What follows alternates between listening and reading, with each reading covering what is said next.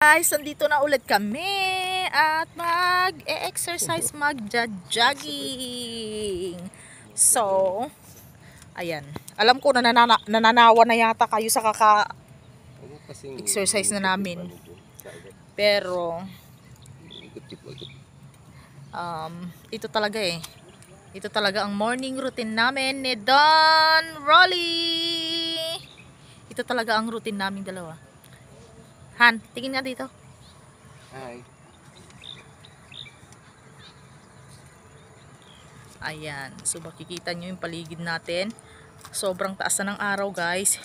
It's only 6:45 in the morning. So, ganyan nakataas yung araw.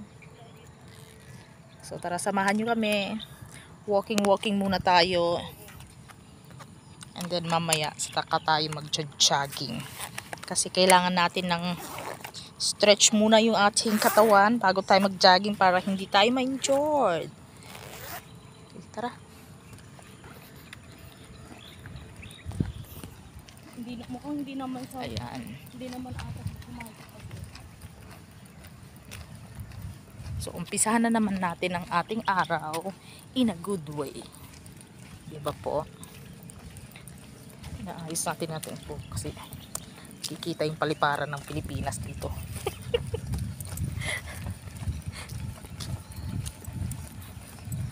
Yan ang lagi kong body. Hi. Hello. Salamat sa pagsama mo palagi sa aking journey to fitness. Kasi hindi ko kakayanin to kung wala itong aking driver, sweet lover, buddy, best friend, kaaway. Nandun na lahat. Diba?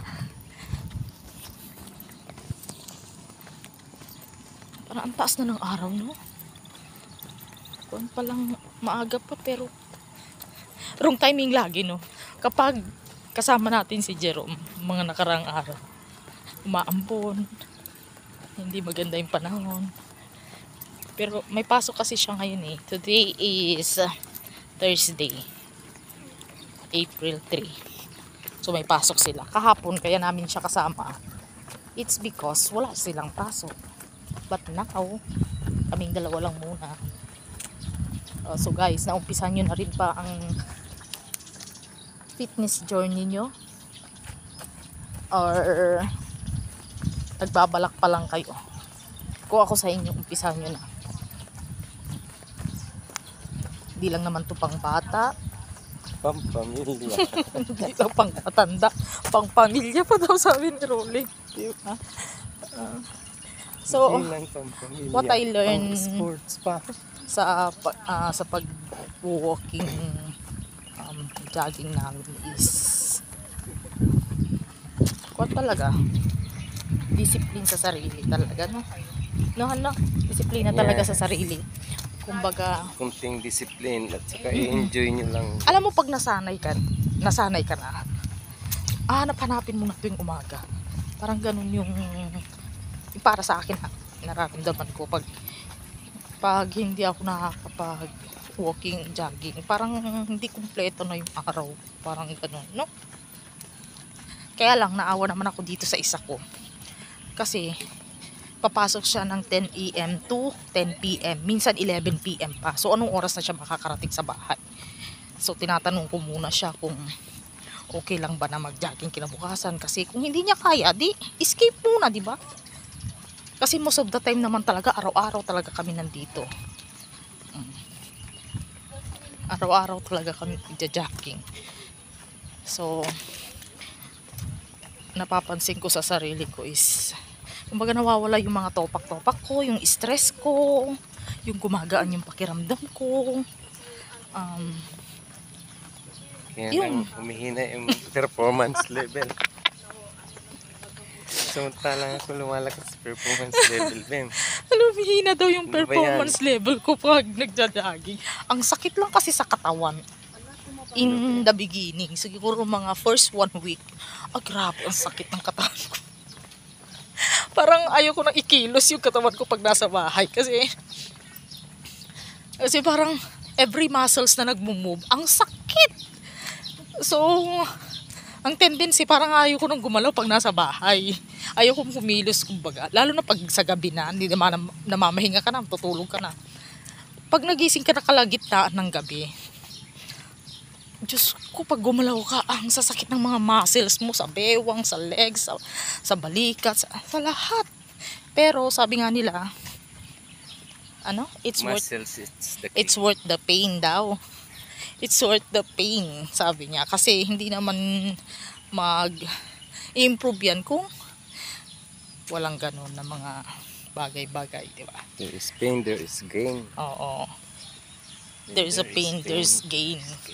Dami mong nalalaman, Rolly. So, how about you naman? Real talk lang to. Napipilitan ka lang bang samahan akong mag-jogging, mag-exercise, or bukal sa loob mo? Bukal sa loob, siyempre. Oo. Dahil gusto kong ma-maintain yung health. Mm-mm. At saka mag-enjoy ng mawala yung mga sakit-sakit sa katawan ba. Oo. At saka yung mabawasan yung mga toxic. Toxic na pala. Toxic sa pag-iisip, toxic sa katawan. Mm-mm. Enjoy lang. Oo. Pag nagja-jogging kayo guys, huwag niyong isipin yung problema. Enjoy nyo lang. Think of a happy thoughts. Oo. Ika nga. Hindi kayo magkaramdam ng ganong pagod. Oo. Enjoy nyo lang. Enjoy.